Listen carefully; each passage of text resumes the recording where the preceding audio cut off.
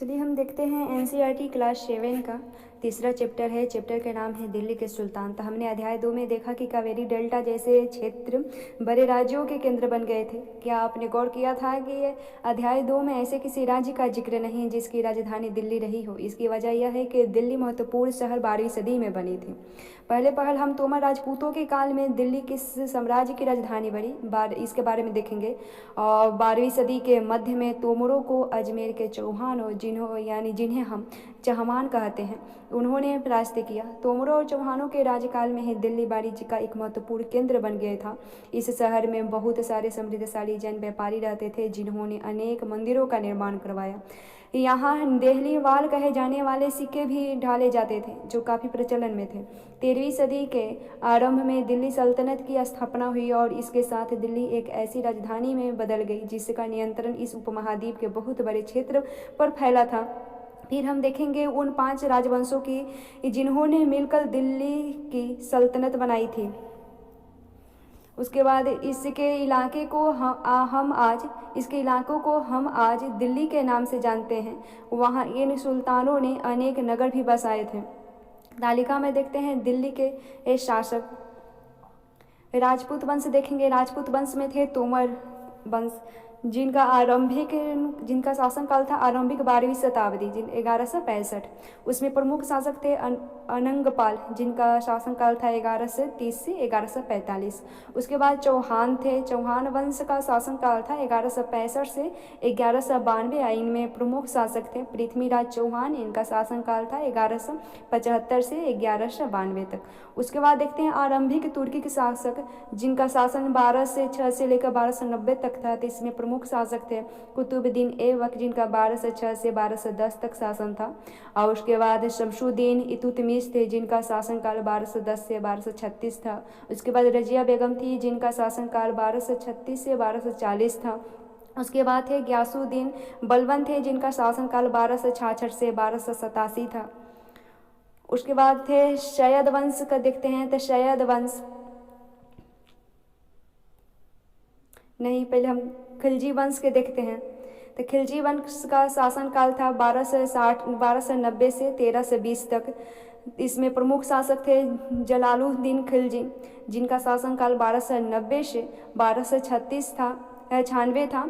और उसमें और एक शासक थे अलाउद्दीन खिलजी जिनका 1296 से 1316 तक था।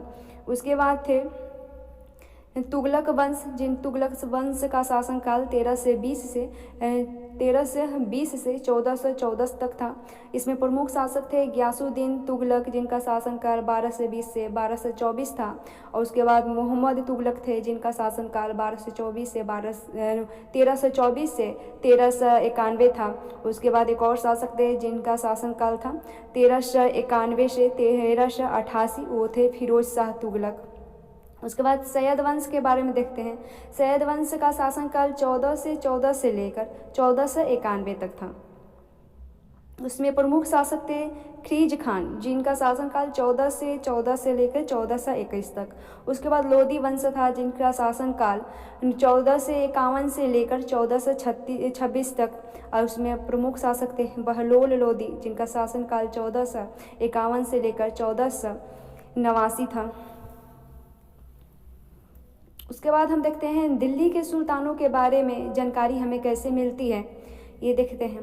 थलागी अभिलेख सिक्कों और स्थापत्य यानी भवन निर्माण कला के माध्यम से काफ़ी सूचना मिलती है। नगर और भी महत्वपूर्ण वे इतिहास तारीख यानी एक वचन तवारीख जिसे बहुवचन ये शब्द है जो सुल्तानों के शासनकाल में प्रशासन की भाषा फारसी में लिखे गए। तवारीख के लेखक सचिव प्रशासक कवि और दरबारियों जैसे सुशिक्षित व्यक्ति होते थे जो घटनाओं का वर्णन भी करते थे और शासकों को प्रशासन संबंधी सलाह भी देते थे। वे न्यायसंगत शासक के महत्व पर बल देते थे। ये कुछ और बातें ध्यान में रखें ये है पहला है, तवारीख के लेखक नगरों में विशेषकर दिल्ली में रहते थे, गांव में शायद ही कभी रहते हैं। दूसरा है, वे अक्सर अपने इतिहास सुल्तानों के लिए उनसे ढेर सारे इनाम इकराम पाने की आशा में लिखते थे। तीसरा है, ये लेखक अक्सर शासकों को जन्मसिद्ध अधिकार और लिंग भेद पर आधारित आदर्श समाज व्यवस्था बनाए रखने की सलाह देते थे। उनके विचारों से सारे लोग सहमत नहीं थे। उसके बाद है सन 1236 में सुल्तान इल्तुतमिश की बेटी रजिया सिंहासन पर बैठी। उस युग के इतिहासकार मिन्हाज ए शिराज ने स्वीकार किया है कि वह अपने सभी भाइयों से अधिक योग्य और सक्षम थी, लेकिन फिर भी वह एक रानी को शासक के रूप में मान्यता नहीं दे पा रहा था। दरबारी जन भी उसके स्वतंत्र रूप से शासन करने की कोशिश से प्रसन्न नहीं थे। सन 1240 में उसे सिंहासन से हटा दिया गया। रजिया के बारे में देखते हैं। रजिया के बारे में मिन्हाज ए सिराज के विचार देखते हैं। तो मिन्हाज ए सिराज का सोचना था कि ईश्वर ने जो आदर्श समाज व्यवस्था बनाई है उसके अनुसार स्त्रियों को पुरुष का अधीन होना चाहिए और रानी का शासन इस व्यवस्था के विरुद्ध जाता है। इसलिए वह पूछता है, खुदा के रचना के खाते में उसका ब्यौरा चूंकि मर्दों की सूची में नहीं आता, इसलिए इतनी शानदार खूबियों से भी उसे आखिर हासिल किया हुआ। रजिया ने अपने अभिलेखों और सिक्कों पर अंकित करवाया कि वह सुल्तान इल्तुतमिश की बेटी थी। आधुनिक आंध्र प्रदेश के वारंगल क्षेत्र में किसी समय काकतीय वंश का राज्य था। उस वंश की रानी रुद्रमा देवी, जो 1262 से 1289 के व्यवहार से रजिया, ये उस समय की बात है, रुद्रमा देवी के व्यवहार से रजिया का व्यवहार बिल्कुल विपरीत था। रुद्रमा देवी ने अपने अभिलेखों में अपना नाम पुरुषों जैसा लिखवाकर अपने पुरुष होने का भ्रम पैदा किया था। एक और महिला शासक थी, कश्मीर की रानी बिद्दा, जिनका शासनकाल था शायद 980 से लेकर 1003। उनका नाम दीदी यानी बड़ी बहन से निकलता है। जाहिर है प्रजा ने अपनी प्रिय रानी को यह स्नेह भरा संबोधन दिया होगा। फिर हम देखते हैं दिल्ली सल्तनत का विस्तार, गिरिशन शहर से साम्राज्य तक। 13वीं शताब्दी के आरंभिक वर्षों में दिल्ली के सुल्तानों का शासन गैरिसनों यानी रक्षक सैनिकों की टुकड़ियों के निवास के लिए बने मजबूत किले बंद शहरों से परे शायद ही कभी फैला हो। शहरों से संबंध लेकिन उनसे दूर भीतरी प्रदेशों पर उनका नियंत्रण न के बराबर था और इसलिए उन्हें आवश्यक सामग्री, रसद आदि के लिए व्यापार, कर या लूटमार पर ही निर्भर रहना पड़ता था। दिल्ली से सुदूर बंगाल और सिंध के गैरिसन शहरों का नियंत्रण बहुत ही कठिन था। बगावत, युद्ध, यहाँ तक कि खराब मौसम में भी उनसे संपर्क के नाजुक सूत्र छीन भिन्न हो जाते थे। शासन को अफगानिस्तान से आने वाले हमलावरों और उन सूबेदारों से बराबर चुनौती मिलती रहती थी, जो जरा सी कमजोरी का आभास मिलते ही विद्रोह का झंडा खड़ा कर देते थे। इन चुनौतियों के चलते सल्तनत बड़ी मुश्किल से किसी तरह अपने आप को बचाए हुए थी। इसका संस्थापक गयासुद्दीन बलबन के शासनकाल में हुआ और इसका विस्तार अलाउद्दीन खिलजी और मोहम्मद तुगलक के राज्यकाल में हुआ। सल्तनत की भीतरी सीमाओं में जो अभियान चले उनका लक्ष्य था गैरिसन शहरों की पृष्ठभूमि में स्थिर भीतरी क्षेत्रों की स्थिति को मजबूत करना। इन अभियानों के दौरान गंगा यमुना के दुआब से जंगलों को साफ कर दिया गया और शिकारी संग्राहकों तथा चरवाहों को उनके पर्यावास से खदेड़ दिया गया। वह जमीन किसानों को दे दी गई और कृषि कार्य को प्रोत्साहन दिया गया। व्यापार मार्गों की सुरक्षा और क्षेत्रीय व्यापार की उन्नति की खातिर नए किले, गैरिसन शहर और शहर बसाए गए। दूसरा विस्तार सल्तनत की बाहरी सीमाओं पर हुआ। अलाउद्दीन खिलजी के शासनकाल में दक्षिण भारत को लक्ष्य करके सैनिक अभियान शुरू हुए।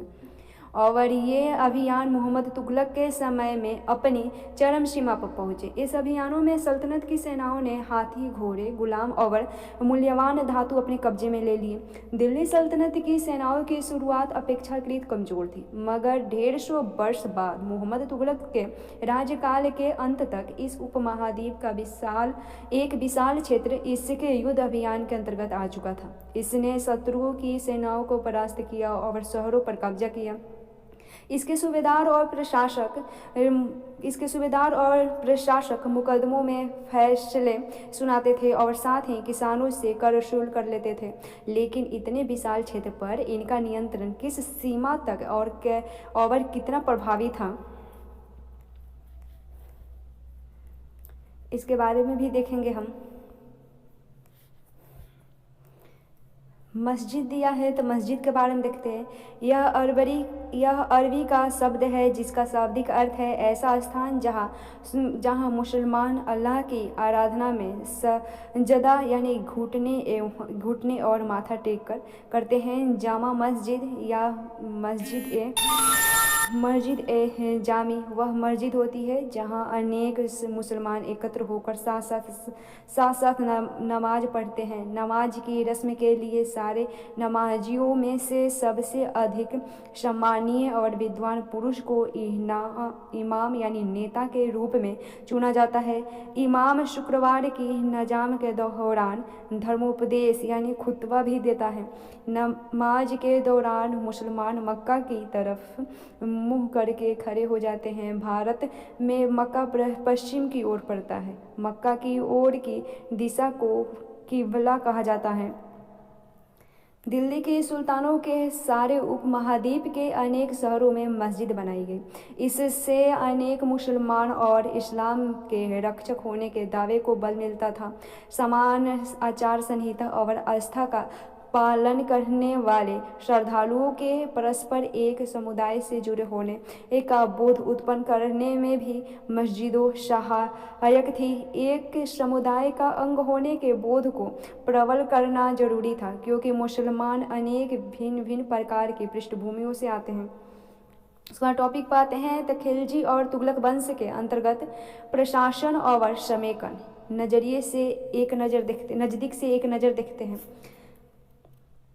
दिल्ली सल्तनत जैसे विशाल साम्राज्य के समेकन के लिए विश्वसनीय सूबेदारों तथा प्रशासकों की जरूरत थी। दिल्ली के आरंभिक सुल्तान विशेषकर इल्तुतमिश सामंतों और जमींदारों के स्थान पर अपने विशेष गुलामों को सूबेदार नियुक्त करना अधिक पसंद करते थे। इन गुलामों को फारसी में बंदगी कहा जाता था तथा इन्हें सैनिक सेवा के लिए खरीदा जाता था। इन्हें राज्य के कुछ बहुत ही महत्वपूर्ण राजनीतिक पदों पर काम करने के लिए बड़ी सावधानी से प्रशिक्षित किया जाता था। वे चूंकि पूरी तरह अपने मालिक पर निर्भर होते थे, इसलिए सुल्तान भी विश्वास करके उन पर निर्भर हो सकता था।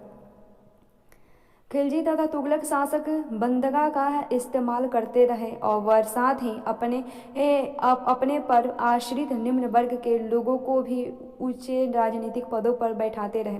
ऐसे लोगों को सेनापति और सूबेदार जैसे पद दिए जाते थे, लेकिन इससे राजनीतिक अस्थिरता भी पैदा होने लगी। गुलाम और आश्रित अपने मालिकों और रक्षकों के प्रति तो वफादार रहते थे, मगर उनके उत्तराधिकारियों के प्रति नहीं। नए सुल्तानों के अपने नौकर होते थे।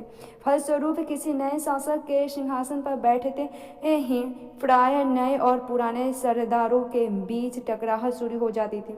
सुल्तानों द्वारा निचले तबके के लोगों को संरक्षण दिए जाने के कारण उच्च वर्ग के कई लोगों को गहरा धक्का भी लगता था और फारसी तवारीख के लेखकों ने निचले खानदान के लोगों को ऊंचे पदों पर बैठाने के लिए दिल्ली के सुल्तानों की आलोचना भी की।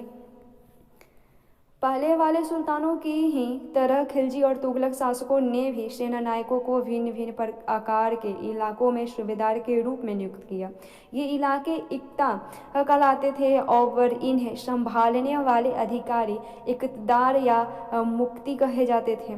मुक्ति का फर्ज था सैनिक अभियानों का नेतृत्व करना और अपने इक्तों में कानून और व्यवस्था बनाए रखना। अपनी सैनिक सेवाओं के बदले वेतन के रूप में मुक्ति अपने इलाकों से राजस्व के वसूली किया करते थे। राजस्व के रूप में मिली रकम से ही वे अपने सैनिकों को भी तनख्वाह देते थे। मुक्ति लोगों का काबू रखने का सबसे प्रभावी तरीका यह था कि उनका पद वंश परंपरा से न चले और उन्हें कोई भी एकता थोड़े थोड़े समय के लिए ही मिले, जिसके बाद उनका स्थानांतरण कर दिया जाए।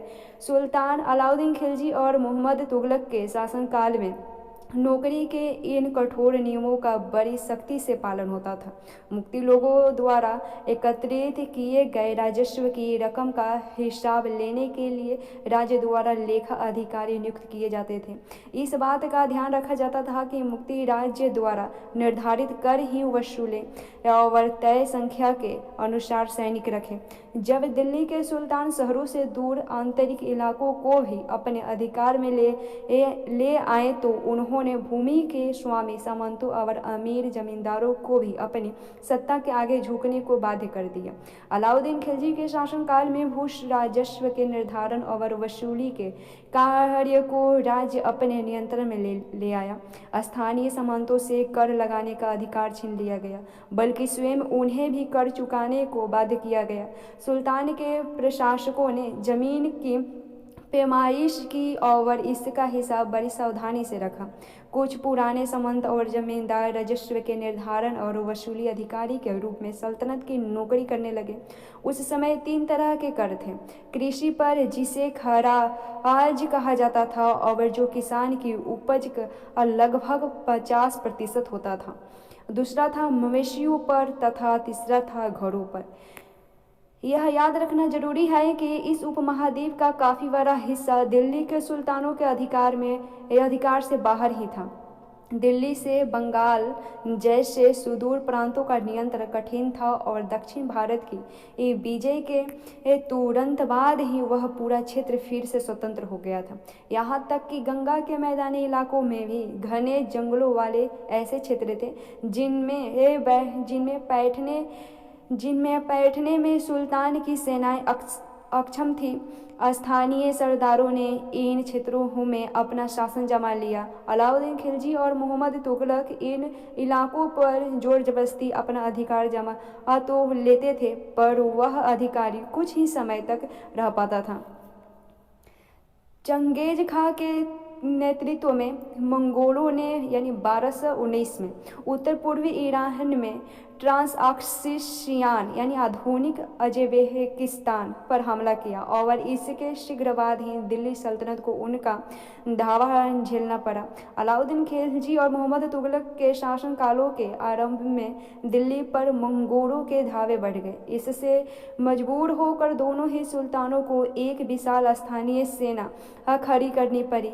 इतनी विशाल सेना को संभालना प्रशासन के लिए भारी चुनौती थी। आइए देखें कि इन दोनों सुल्तानों ने इन चुनौतियों का सामना कैसे किया। तालिका दिया गया है, देखेंगे। इन तमाम असफलताओं की गिनती के कारण में हम कभी कभी भूल जाते हैं कि सल्तनत के इतिहास में पहली बार दिल्ली के किसी सुल्तान ने मंगोलों इलाकों को फतह करने के अभियान की योजना बनाई थी। जहां अलाउद्दीन खिलजी का बल प्रतिरक्षा पर था, वह मोहम्मद तुगलक के द्वारा उठाए गए कदम मंगोलों के विरुद्ध सैनिक आक्रमण की योजना का हिस्सा था। देखते हैं दोनों शासकों की तुलना करके, अलाउद्दीन खिलजी और मोहम्मद तुगलक के। अलाउद्दीन खिलजी के शासनकाल में देखते हैं दिल्ली पर 2 बार हमले हुए, 1299 से और 1302 से 1303 में। इनका सामना करने के लिए अलाउद्दीन खिलजी ने एक विशाल स्थानीय सेना खड़ी की।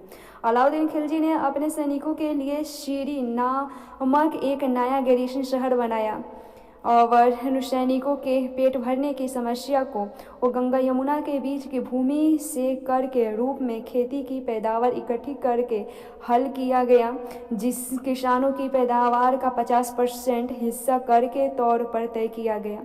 सैनिकों को वेतन भी देना होता था। अलाउद्दीन खिलजी ने सैनिकों को एकता के स्थान पर नगद वेतन देना तय किया। सैनिक अपना आवश्यक के सामान दिल्ली के व्यापारियों से खरीदते थे और यह आशंका थी कि व्यापारी ये अपनी चीज़ों की कीमतें बढ़ा देंगे। इसके रुकने के लिए अलाउद्दीन ने दिल्ली में चीज़ों की कीमतों पर नियंत्रण लागू कर दिया। अफसर बड़ी सावधानी से कीमतों का सर्वेक्षण करते थे और वे व्यापारी निश्चित दरों का उल्लंघन करते थे तो उन्हें सजा भी मिलती थी। अलाउद्दीन खिलजी के प्रशासनिक कदम काफ़ी सफल रहे और इतिहासकारों ने कीमतों में कमी और बाजारों में वस्तुओं की कुशलता से आपूर्ति के लिए उसके शासनकाल की बहुत प्रशंसा की है। मंगोल आक्रमणों के खतरे का भी उसने सफलतापूर्वक सामना किया। फिर मोहम्मद तुगलक के शासनकाल में देखते हैं मोहम्मद तुगलक के शासन के प्रारंभिक वर्षों में सल्तनत पर हमला हुआ। मंगोल सेना परास्त हो गई। मोहम्मद तुगलक को अपनी सेना की शक्ति और अपने संसाधनों पर इतना विश्वास था कि उसने ट्रांसऑक्शियान पर आक्रमण की योजना बना ली। एक अस्थायी सेना तैयार करना उसका आक्रामक कदम था। नया गैरीसन शहर बनाने के स्थान पर दिल्ली के 4 शहरों में से सबसे पुराने शहर देहली कुहना को निवासियों से खाली करवाकर वहां सैनिक छावनी बना दी गई। पुराने शहर के निवासियों को दक्षिण में बनी नई राजधानी दौलताबाद भेज दिया गया।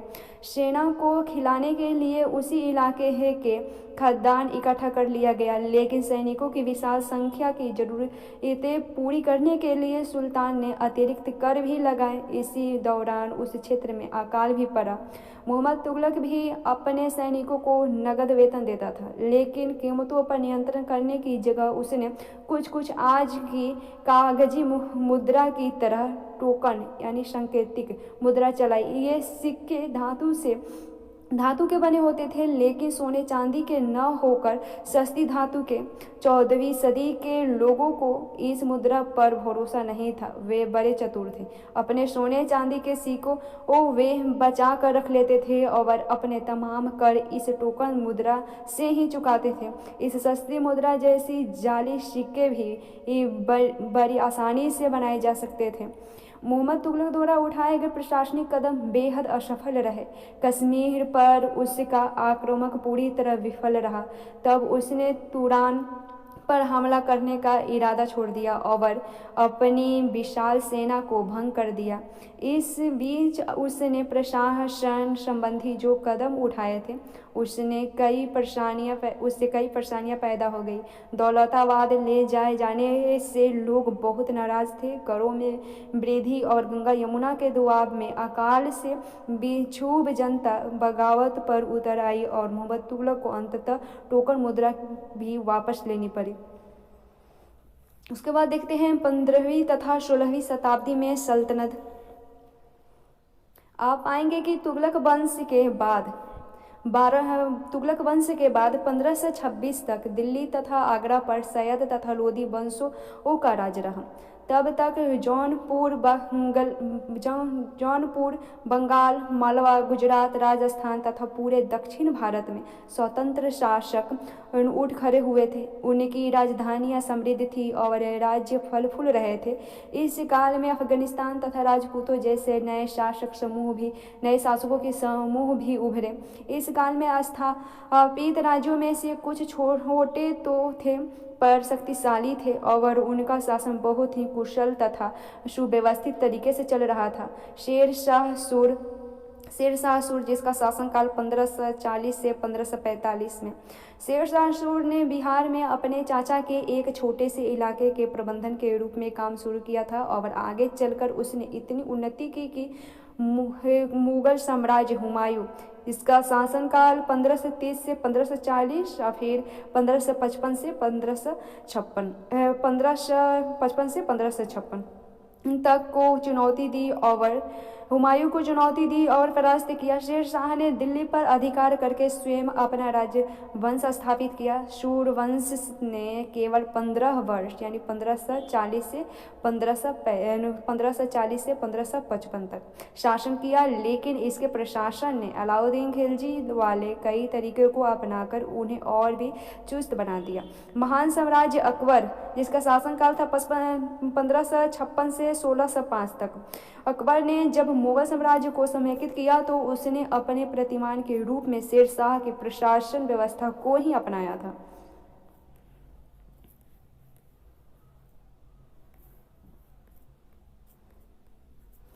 उसके बाद हम देखते हैं 3 श्रेणियां: ईश्वरी, शांति, नाइट और धर्म युद्ध। 3 श्रेणियों के विचार सबसे पहले 11वीं शताब्दी के आरंभ में फ्रांस में सूत्रबद्ध किया गया। इसके अनुसार समाज को 3 वर्गों में विभाजित किया गया: प्रार्थना करने वाला वर्ग, युद्ध करने वाला वर्ग और खेती करने वाला वर्ग। 3 वर्गों में समाज के इस विभाजन को ईसाई धर्म का समर्थन भी प्राप्त था। इस विभाजन से ईसाई धर्म को समाज में अपने प्रबल प्रभाव को और भी दृढ़ करने में सहायता मिलती थी। इसी विभाजन से योद्धाओं का एक नया समूह भी उभरा। इन योद्धाओं को नाइट कहा जाता था।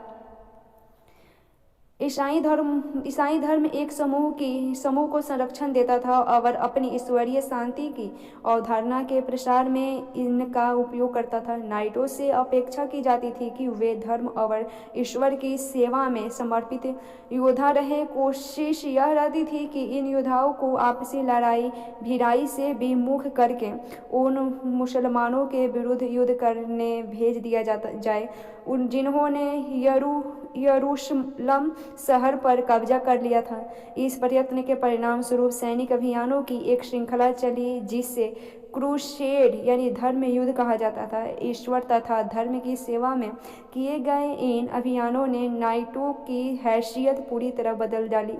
पहले इन नाइटों की गिनती कुलीनों में नहीं होती थी, मगर फ्रांस में 11वीं इस सदी के अंत तक और जर्मनी में उससे एक सदी बाद इन योद्धाओं के दीनहीन अतीत को भुला दिया गया। 12वीं सदी तक तो कुलीन वर्ग के लोग ही नाइट कहलाना चाहने लगे थे। उसके बाद कुछ साइड में दिया था, उससे अब देख लेते हैं साइड वाला क्या है। आश्रित किससे कहते हैं? तो आश्रित है जो किसी अन्य व्यक्ति के संरक्षण में रहता हो या निर्भर रहा हो, वो आश्रित है।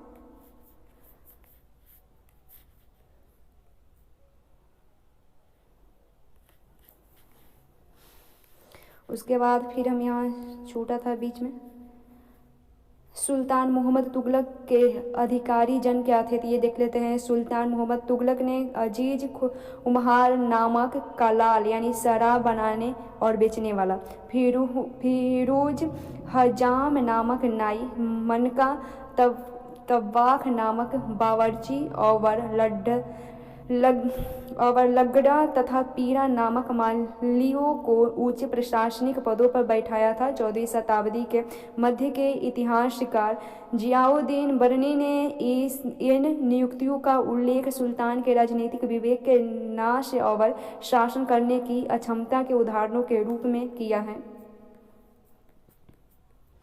उसके बाद सरदार और उनकी किलेबंदी देखते हैं। तो अफ्रीकी देश मोरक्को से 14वीं सदी में भारत आए यात्री इब्न बतूता ने बताया है कि सरदार कभी कभी चट्टानों, उबड़ खाबड़ पहाड़ी इलाकों में किले बनवा कर रहते थे और कभी कभी बांस के झुरमुटों में। भारत में बांस पोला नहीं होता, यह बहुत बड़ा होता है।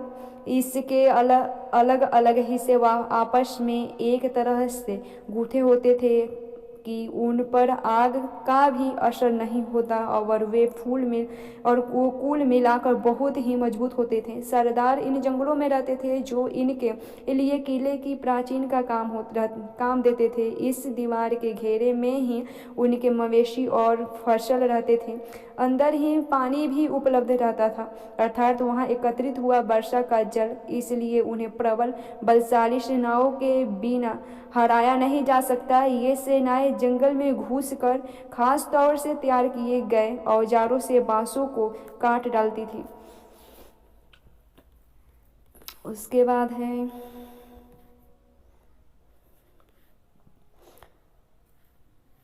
उसके बाद देखते हैं बेटों से बढ़कर गुलाम। ये देखते हैं तो सुल्तानों को सलाह दी जाती थी, जिस गुलाम को हमने पाला पोसा और आगे बढ़ाया है उसकी हमें देखभाल करनी चाहिए, क्योंकि ये तकदीर अच्छी हो तभी पूरी जिंदगी से कभी कभी ही योग्य और अनुभवी गुलाम मिलते हैं। बुद्धिमानों का कहना है कि योग्य और अनुभवी गुलाम बेटे से भी बढ़कर हैं।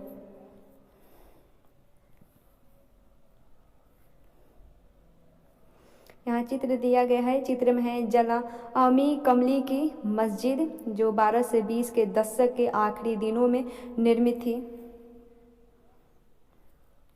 फिर एक और चित्र है मोठ की मस्जिद, सिकंदर लोदी के शासनकाल में यह उसके मंत्री द्वारा बनवाए गए थे। फिर एक चित्र है बेगमपुरी मस्जिद, यह मोहम्मद तुगलक के राज्यकाल में दिल्ली में उसकी नई राजधानी जहांपनाह यानी विश्व की शरणस्थली की मुख्य मस्जिद के तौर पर बनाई गई थी। फिर एक और चित्र है, इसमें है 12वीं सदी के आखिरी दशक में बनी कुव्वत अल इस्लाम मस्जिद तथा उसकी मीनारें। यह जामा मस्जिद दिल्ली के सुल्तानों द्वारा बनाए गए सबसे पहले शहर में स्थित है। इतिहास में इस शहर को देहली ए कुहना यानी पुराना शहर कहा गया। इस मस्जिद का तुतमिश और अलाउद्दीन खिलजी ने और विस्तार किया। मीनार 3 सुल्तानों कुतुबुद्दीन ऐबक, इल्तुतमिश और फिरोज शाह तुगलक द्वारा बनाए गए।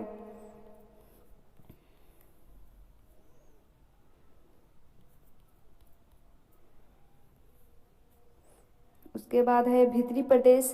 तो भीतरी प्रदेश का अर्थ क्या है, तो किसी शहर या बंदरगाह के आसपास के इलाके जो उस शहर के लिए वस्तुओं और सेवाओं की पूर्ति करे, वो भीतरी प्रदेश है। और उसके बाद गैरीसन शहर, तो किलेबंद बसाव जहाँ सैनिक रहते थे।